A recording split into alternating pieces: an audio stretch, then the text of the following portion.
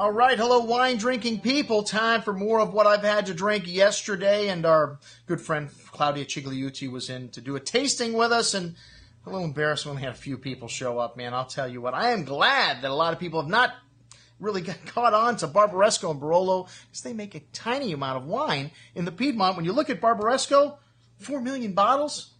Barolo, 12 million bottles, just 4 times the size. It's about 1 million cases of wine total. You know, Kendall Jackson makes 3 million cases of Vintners Reserve Chardonnay alone.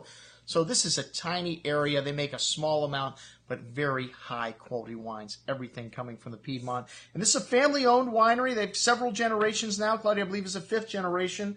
And her father decided, instead of, after the war, going off to work in factories, he wanted to stay home. He wanted to work in the vineyards. And, still to this day, he's very happy. And he knows he's going to die there. And, this is a sense of place that a lot of people have in the Piedmont. And he thought, he had 2 girls. He said, well, he's not going to buy any more land. He's just going to keep what he had there, 5 or 6 hectares, whatever it was, because he figured out the girls are going to probably go off, get married, and then what's he going to do with his vineyard? He doesn't have anybody to, take it on to the next generation. But the girls both said, Dad, you're wrong. We want to stay here. We want to work these vineyards. We want to carry on the family tradition. So good to see. And, fabulous wines here. Cerebuelo, one of the greatest crus in the Nieve area, and Barbaresco. And, like I said, they make a tiny amount of wine. They only make a few thousand cases total of all these wines. A real find. People that appreciate great wines, I should say, sooner or later, you're going to find the Piedmont, and then you're never going to leave. Nebbiolo, my favorite grape varietal. And it's kind of funny because one of my least favorite grape varietals is also from the Piedmont, the Dolcetto. And Claudia refused, or the first glass of wine, and, at the reception, I said, well, this is your wine. You need to drink it with us. And she agreed with me. She said, life's too short to drink Dolcetto. So this is just one of these things that's in the DNA of people from the Piedmont. Her father felt obligated to keep it, and unfortunately it grows in one of the better areas, the same area that Nebbiolo likes, the southwest facing, the harder to grow grape varietal, so you can't grow it on the southeast facing slopes like the Barbera, which is much more vigorous, easier to grow. So I can just see the writing's on the wall. That Dolcetto's going to get pulled up at some point. They're going to replant it with Nebbiolo. Just saying.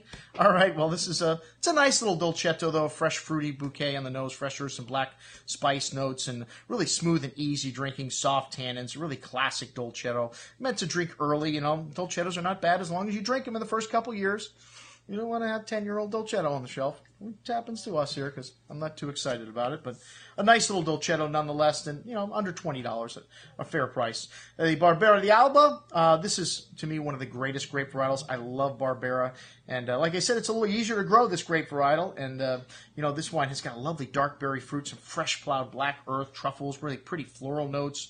Really exotic spice here, too. One of the things about Barbera is it doesn't have the tannins that Nebbiolo does, but it's got wonderful bright acidity, so a great accompaniment to a lot of different food items. Smooth cherry berry fruit on the tongue with that lovely black truffle and earth nuance showing through on the finish, and bright acidity holding things firmly in place. Excellent juice at just a few dollars more than the little Dolcetto, $26 and change. The Bricosera Langheroso, hey, these guys are not closed-minded here. A lot of people are anti-oak in the Piedmont. But when Cigliuti decided he was going to experiment with it, he goes, I'm not going to do it with my Nebbiolo. I'm going to do it with an experimental blend, Barbera and Nebbiolo, 50-50, one of the first Barbera Nebbiolo blends, the Bricosera. And this wine is just a wonderful example of a super Piemontese wine. We showed the 06 and the 09 vintage. I like the way the 06 was drinking a little better, but I have to say, in terms of overall quality, both very similar. The 06 showing a little more evolution here, but you notice that lovely spice that you get from oak. The 09 showing a little more concentrated fruit, really big and chewy on the tongue, viscous like black cherry liqueur, really pretty with notes of violet, floral notes, exotic spices, really smooth. A little bit more tannins showing in the 09. You get the tannins from the oak, you get the tannins from the Nebbiolo. The 06 in a little better place to drink right now. And, the 06 a little cheaper, too, $44 and change. I don't know how much we have left. The 09 is the current release. Plenty of that to sell. And then the 05 Vigna Erte. This is something we just had hanging around in the store here. This is a hilltop vineyard, and it's got more sand. The sandy soils lead to an expression of Nebbiolo. It's got more high-tone aromatics, more accessible, and It sees both Slovenian and French oak, but older casks here. They don't use any new oak in their Barbarescos.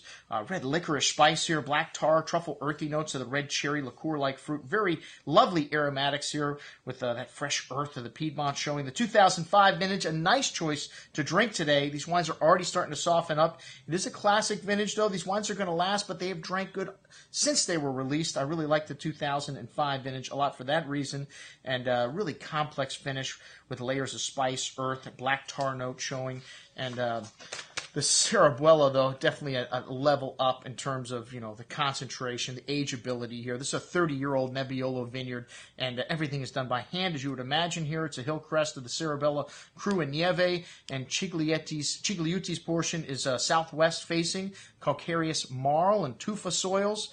And it's aged, primarily in Slovenian, but they do use some French oak. But it's all old stuff, like I mentioned before. 2008, a classic vintage in the Piedmonts. And this wine's got a good amount of red cherry and a raspberry fruit on the nose with an array of exotic oriental spices, black truffles, fresh floral notes. Really lovely complexity here. Wow, a very big wine on the palate. This wine's still quite a bit of tannins here. Like I said, 2008, a classic vintage. The producers love this vintage. And just layers of spice, dark berry fruit, truffles, long finish. This wine needs time, but has all the right stuff. Most excellent juice. Under $80 a bottle. For me, it's just mind-boggling that you can find these tiny production wines from some of the greatest vineyard sites in the Piedmont for under $100 still. And hey, you're going to get extra when you come to a Wine Watch event. We popped a bottle of the 2005 Cerebuela just to show, what this happens to this wine with a little age and a vintage that's a little more accessible. And this wine really drinking beautifully. Very similar to the 08, softer tannins, starting to come around. But still, this is a wine also that could last 10 or 20 years or more in your cellar. Well, check it out. Everything we had to drink with Claudia Cigliuti. I'm your host, Andrew Lampasoni, signing off for the Wine Watch, saying, remember, always drink the good stuff first.